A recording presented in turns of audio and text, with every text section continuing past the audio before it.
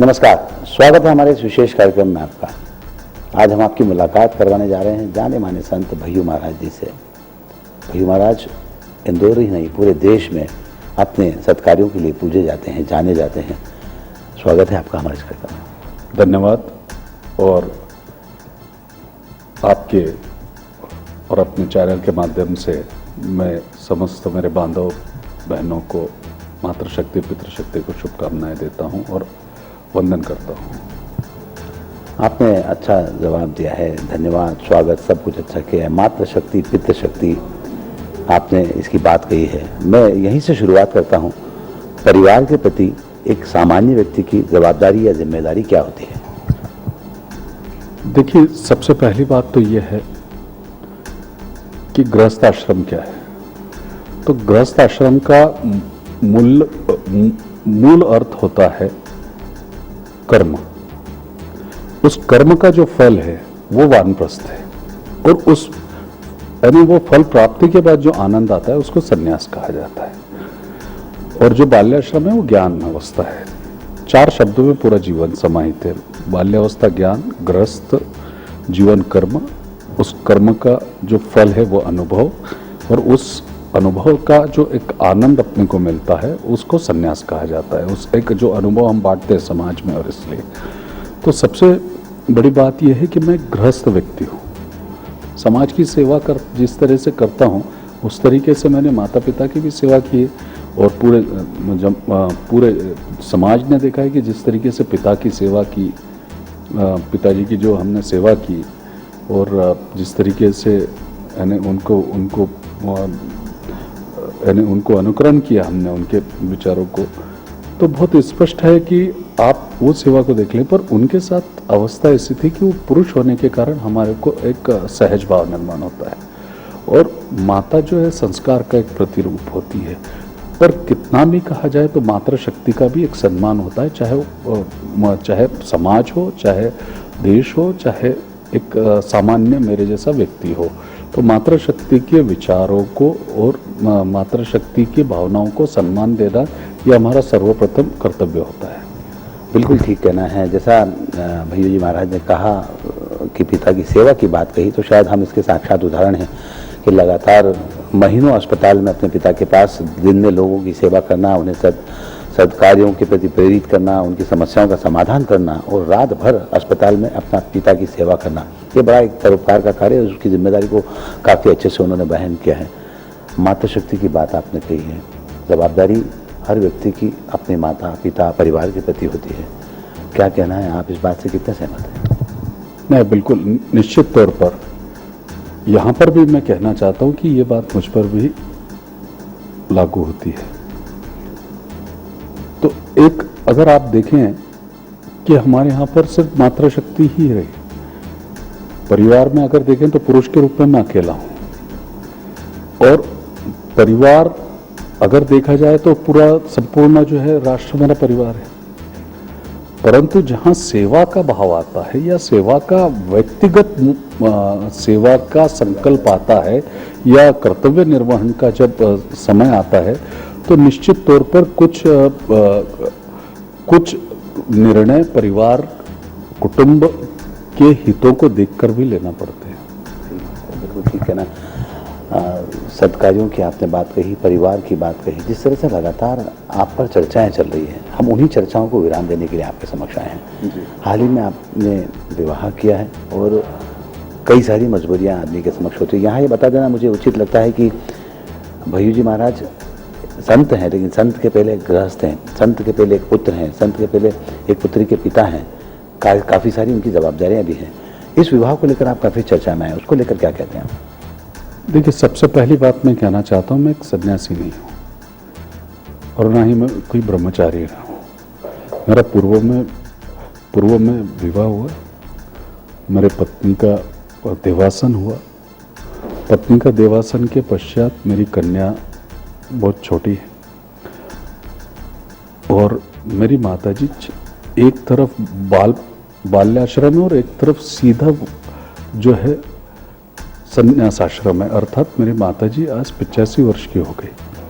पिताजी थे, पुरुष थे, उनकी हम अलग तरीके से स्वयं सेवा करने के लिए सक्षम थे।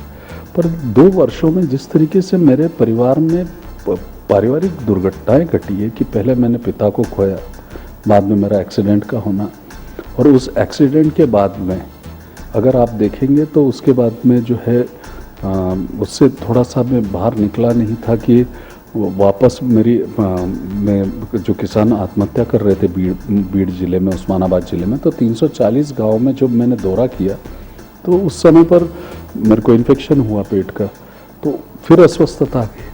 उस अस्वस्थता के चलते हुए शुभ चिंतकों की तरफ, जो हित चिंतक है, जो अपने को मान्य, जो एक वर्ग और समाज जिस दृष्टि से, जिस अपेक्षा से मेरी तरफ देख रहा था, उस दृष्टि से ना तो मैं उनकी सेवा कर पा रहा था, पर इसी बीच जो है मेरे धर्मपत्नी का देवासन हुआ।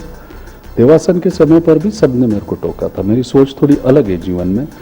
तो अगर आप देखें कि एक तरफ मेरे सामाजिक कर्तव्यों का निर्वहन भी करना, साथ में जो है राष्ट्र कार्यों के प्रति समर्पित होना, परंतु मेरा एक बहुत स्पष्ट मत है कि मैं एक माँ का बेटा भी हूँ, किसी बेटी का पिता भी हूँ। और इसीलिए जब मेरा इस विशेष कोई रुचि नहीं थी, परंतु पारिवारिक घटनाएं जिस तरीके से निरंतर घट रही थी, फिर जैसे पति के देवासन के बाद में बच्ची का अगर एग्ज़ाम आया तो उसमें पूरा समय देना पड़ा।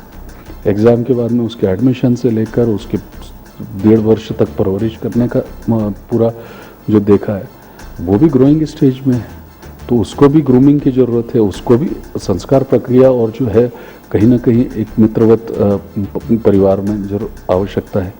माताजी को मेंटल माइंड एट्रोफी हो जाने के कारण उनकी मेमोरी वॉश हुआ। तो ऐसा है कि हम संसाधन तो जुटा लेंगे सेवा, माता पिता की सेवा, माता की सेवा भी हम करते हैं, इतने वर्ष की भी, परंतु कई ऐसे हैं कि अगर जैसे इस उम्र में हम उनके वस्त्र बदलने की बात आती है, या फिर उनको खाना खिलाने की बात आती है, तो हम खिला सकते हैं, परंतु उनके वस्त्र हम नहीं बदल सकते, कि पुत्र होकर भी मेरी एक मर्यादा थी। तो बेड रिडन है, मेमोरी लॉस का प्रॉब्लम है। तो ये सबको देखते हुए मेरी जो बड़ी बहन है वो सामने आई और उन्होंने देखा कि ना मैं समाज के लिए बचा हूँ, ना मैं पूर्ण परिवार के लिए बचा हूँ। कहीं ना कहीं पर ये सारी ऊर्जा बट रही थी, और इसीलिए ये पूरी ऊर्जा जिस तरीके से समाप्त हो रही थी, और उसका विपरीत परिणाम मेरे जो एक्सीडेंट हुआ था, बीच में मेरे पे जो अटैक हुआ था, जिसके मार्क अभी भी आप यहाँ पर देख सकते हैं, उस अटैक को देखते हुए मेरे को जो सिंकोपल अटैक जो आते थे निरंतर, तो मेरा स्वास्थ्य ठीक नहीं, बच्ची की बढ़ती उम्र है और माता जी की अस्वस्थता है। अब बताए ऐसी स्थिति में समाज का कोई भी व्यक्ति होता तो क्या निर्णय लेता? मेरा छोड़ दीजिए, परंतु एक सामान्य व्यक्ति की तरह मुझे क्यों नहीं देखा जाता? जब मैं खुद का महिमा मंडन नहीं करता हूँ तो बहुत एक स्पष्ट बात है कि जब मैं सबको मित्र और परिवार की तरह देखता हूँ, इस राष्ट्र को वसुधैव कुटुंबकम की तरह देखता हूँ, तो वो उस कुटुंबक को मानकर मैं ही चल रहा हूँ। परंतु कई जिम्मेदारियां जो व्यक्तिगत रहती है, वो आप व्यक्तिगत तरीके से ही आपको सामना करना पड़ता है। आपको लाखों करोड़ों लोग चाहने वाले हो सकते हैं, आपके साथ खड़े रहेंगे विपत्ति में भी, अच्छे समय में भी, परंतु जो कर्तव्य की बात आती है, उत्तरदायित्व के निर्वहन की बात आती है, या फिर ममतत्व या वात्सल्य की बात अगर एक बच्ची को देने की आती है, तो वो मैं कहाँ से लेके आऊँगा? क्योंकि अगर जो माँ का पिंड है वो माँ का ही पिंड रहेगा, और जो पिता का पिंड है वो पिता का ही रहेगा। माँ अगर संस्कार है तो पिता संघर्ष है, और उससे उत्पत्ति पुरुषार्थ है। तो कुल मेरा बहुत एक स्पष्ट लगता है कि मेरी बड़ी जो बहन है, दीदी है, उनका इसका पूरा प्रयास ये था कि हम इस परिवार के में जो है सुरक्षितता का वातावरण निर्माण है, इस घर में सब सामान्य चले जैसे अन्य परिवारों में चलता है, और सामान्य परिवारों की तरह चलाने के लिए हमारा ये सारा विचार शुरू में मैं बिल्कुल मैं पक्ष में नहीं था। मैंने कई बार अस्वीकार भी किया उनके निवेदन को, परंतु निरंतर कहीं ना कहीं पर हमसे बड़े भी निर्णय लेते हैं। तो ये बड़ों का निर्णय है, ये मेरी माताजी ने लिया हुआ निर्णय है, और कहते हैं कि बहन माँ के समान ही होती है, तो बहन का तो दो कर्तव्य होता है, वो दो माँ के समान हो जाती है। जैसे मामा का दोनों अर्थ होता है कि दो बार माँ का स्वरूप आ जाता है, और ठीक उसी प्रकार से बहन में भी वही वात्सल्य और ममता तो अपने छोटे भाई के लिए रहेगा जो एक माँ का रहता है।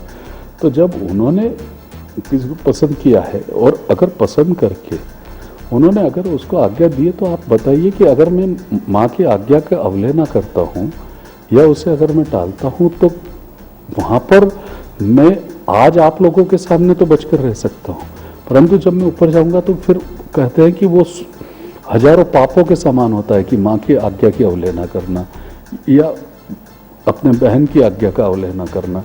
और मेरी जो बड़ी दीदी हैं वो एक पैरेंटल फिगर में है, मेरे से उम्र में काफ़ी बड़ी है, हमारे में जनरेशन गैप है, एक टोटल एक दशक का गैप है कम से कम, तो 12 वर्षों का गैप है। तो उसके कारण कैसा है कि वो माँ के समान है, और उन्होंने मेरे को बचपन से संभाला, इसलिए वो उन्होंने निर्णय लिया जिसको मैं टाल नहीं सका। हमारे साथ भैया महाराज जी की बड़ी बहन मधुमती जी मौजूद हैं, जिन्हें प्यार से सारे लोग अक्का कहते हैं। ये क्या परिस्थितियां बनी जब जिन्होंने आपको महाराज जी को फिर विवाह बंधन में बांधने के लिए प्रेरित किया? घर की परिस्थिति, जब मैं यहाँ आती थी तो मुझे ऐसा लगता था कि भैया घर पर सोए हुए हैं, 2-2 दिन तक खाना नहीं खाते थे, ऐसे ही पड़े रहते थे। मम्मी को कोई देखने वाला नहीं था, कुछ इन्हें उनका कभी नाश्ता दिया है, कभी खाना नहीं दिया है। मेरी भांजी हमेशा कॉलेज भूखी जाती थी सुबह के टाइम पे, क्योंकि हमारी खाना बनाने वाली 11 बजे आती थी। तो जब वो सुबह भूखी जाती थी तो मुझे बहुत दुख होता था कि अरे अब मैं ही तो मैं बना देती हूँ, पर वो भूखी जाए अच्छा नहीं लग रहा था। और ये 2 साल से ऐसी परिस्थिति हो रही थी, और भैया बहुत लोगों को बुलाते थे, उनकी बहुत इच्छा होती थी कि अपन मिलो, अपना ये काम करो। उन्होंने बहुत खुद को संभालने की बहुत कोशिश की, पर कहाँ घर का थोड़ा सा कुछ तो भी प्रॉब्लम हो जाता, तब तक बाहर का कुछ हो जाता, और वो फिर से इन्हें क्या अपसेट हो जाते थे वो। तो ये सब मुझसे देखा ही नहीं जा रहा था, तो इसीलिए मैंने सोचा कि नहीं, मुझे अब भले ही दुनिया बुरा बोले, भला बोले, कुछ भी हो जाए, भैया मुझे मारे डांटे कुछ भी करे, पर मैं तो अब उसकी शादी करा के रहूँगी। तो बस इसी निर्णय से लेके मैंने। अब आप कितनी खुश हैं? आपकी जवाबदारियां कम हुई? जवाबदारी में अब मैं जब जाऊंगी तो बेफिक्र होके जाऊंगी, और मेरे संसार में मैं अच्छे से रह सकती हूँ, बस इतना। बस भैया खुश रहे, बस मुझे यही।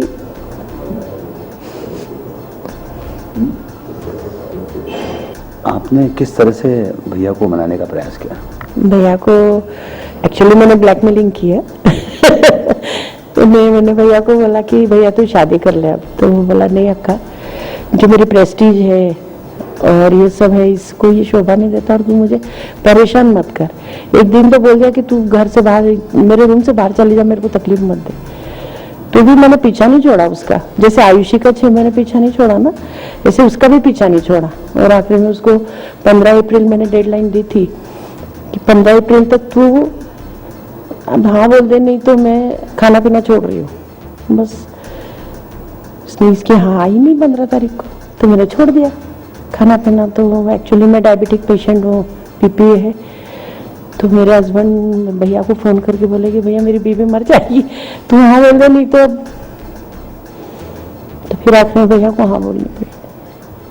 देखिए कितनी दृढ़ इच्छा शक्ति और भाई बहन के अटूट प्यार का जो बंधन है वो यहाँ परिलक्षित होता है।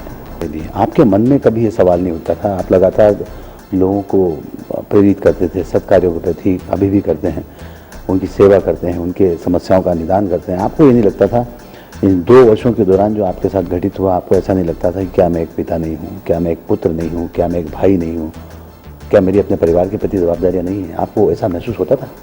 निरंतर, और उसके लिए मैं बहुत चिंताग्रस्त भी रहता था।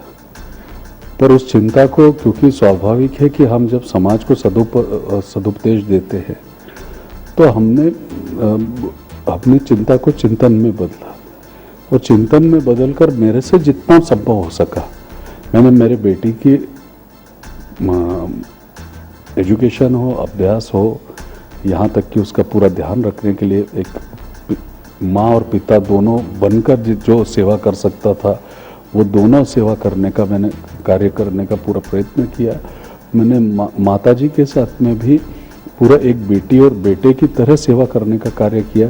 परंतु परिवार में कुल जमा 3 लोग हैं, जिसमें से एक जो है एक की आयु अभी वो आयु में भी नहीं आई है और दूसरी जो है जिनके जो है 85 वर्ष की हैं।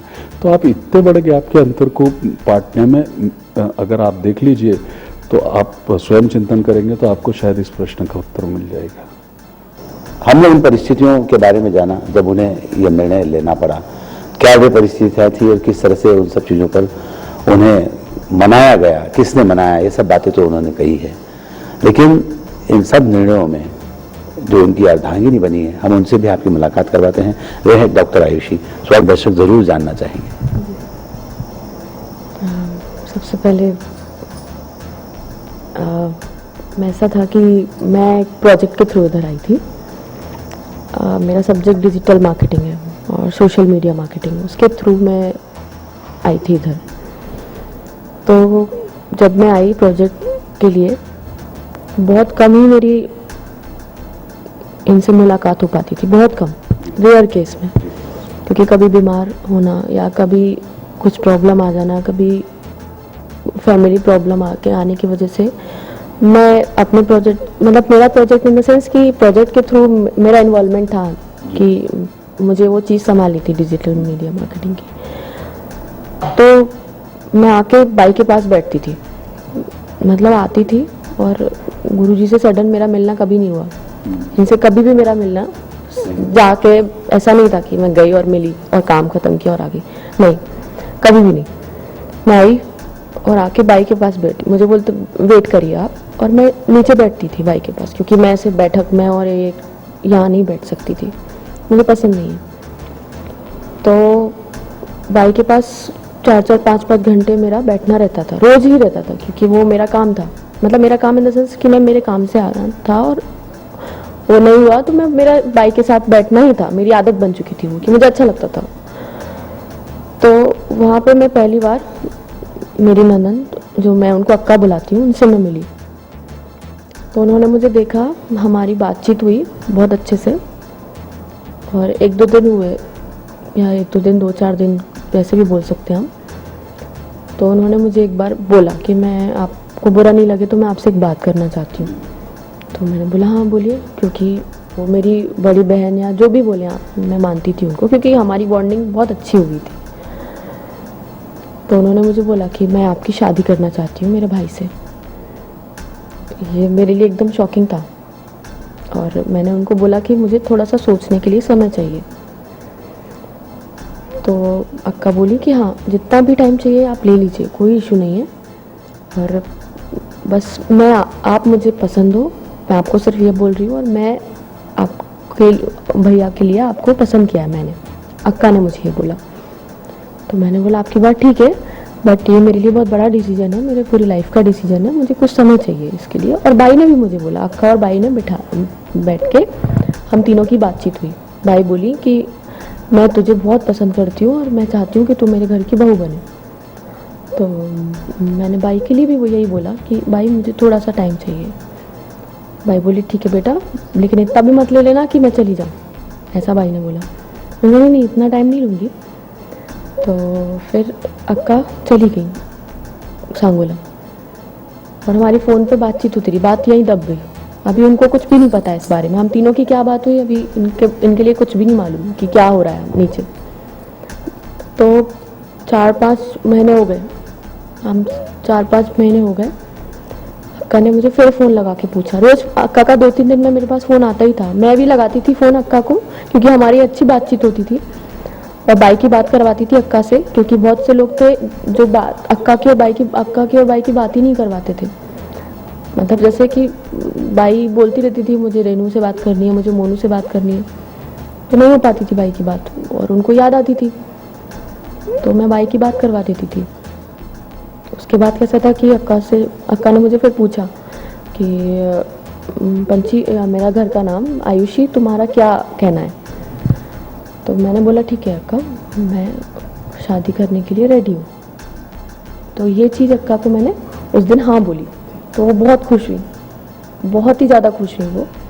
और इस बीच भी हम तीनों के बारे जो बातें हुई, या हम दोनों की जो बात हुई, वो इनको कुछ भी नहीं पता है, अभी कुछ भी नहीं मालूम। सिंगल टॉक हमारी क्या बात हो रही है वो कुछ भी नहीं पता है।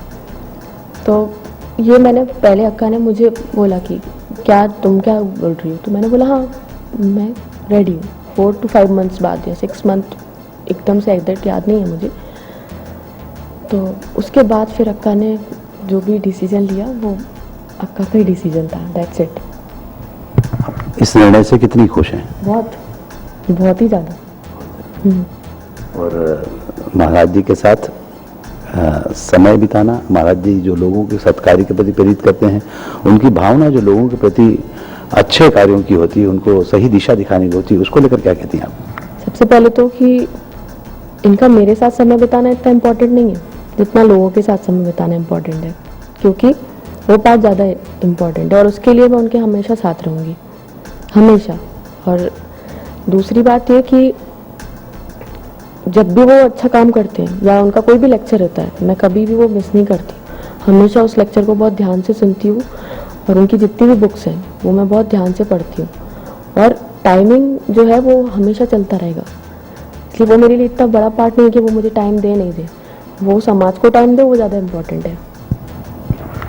और जब आप कह रहे हैं आपने सारी बुक्स उनकी पढ़ी हैं, आप उनके लेक्चर को मिस नहीं करना चाहती हैं, तो इस दौरान पहले कभी आपके मन में ऐसा भाव उनके प्रति नहीं आया?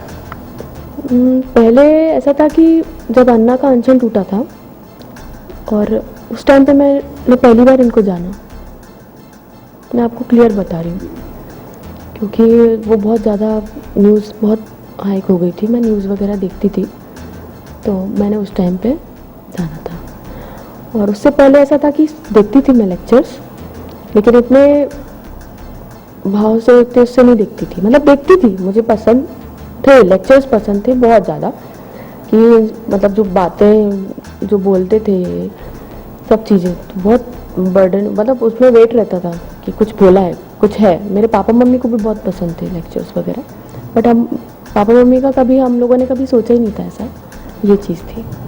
कितना नजरिए में बदलाव आया है आपका जब से आप अर्धांगिनी बनी है इनकी? मेरे नज़रिए में मेरे लिए बस ये है कि जो ये करेंगे वो मेरे लिए इम्पोर्टेंट है, और ये जो बोलेंगे वो मेरे लिए इम्पोर्टेंट है, ये दो बातों के अलावा और कुछ भी नहीं। डॉक्टर आयुषी ने काफ़ी विस्तार से इस पूरी कहानी के बारे में बताया है, और निश्चित तौर पर मुझे लगता है कि जो भावनाएं उन्होंने व्यक्त की हैं कि जितना भी समय वे लोगों के प्रति दें, सत्कार्यों के लिए दें, उससे मुझे खुशी होगी। और ये एक अच्छी बात है, अच्छी सोच है कि सत्कार्यों को करने के लिए, उनको प्रेरित करने के लिए इस तरह से डॉक्टर आयुषी सपोर्ट कर रही हैं। गुरुजी, आपके जीवन में क्या बदलाव आया है? जो 2 साल से आप एक अलग अंदाज में थे, उन सब चीज़ों को छोड़कर अगर हम बात करें तो अब कितना परिवर्तन आया?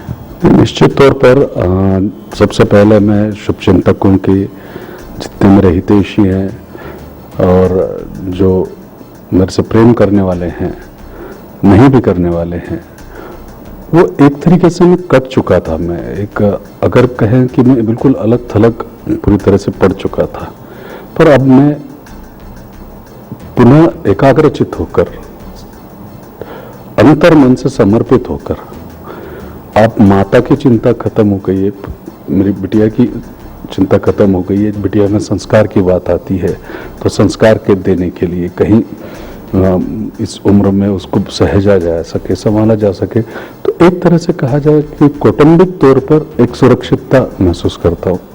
पर दूसरी तरफ से ये है कि जो पिछले 2-3 वर्षों से जो दुख अकारण या कष्ट अकारण मेरे चाहने वालों को, प्रेम करने वालों को जो मूल्य आए उनको समय की उपलब्धता न हो पाने के कारण व्यक्तिगत पारिवारिक समस्याओं के चलते हुए जो उनके साथ मैंने उनके साथ जो अन्याय हुआ है या फिर उनकी जो भावनाएं दुखाई गई है, तो सबसे पहले उनसे क्षमा मांगकर और उस क्षमा के साथ मैं आगे बढ़ना चाहता हूँ।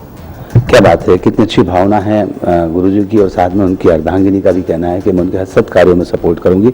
तो निश्चित तौर पर आने वाले समय में संत भय्यू जी महाराज आपको एक नए रूप में दिखेंगे, फिर वही 2 वर्ष पुराने भय्यू महाराज आपके समक्ष होंगे जो आपको सत्कार्यों के लिए प्रेरित करेंगे, आपकी समस्याओं का समाधान करेंगे।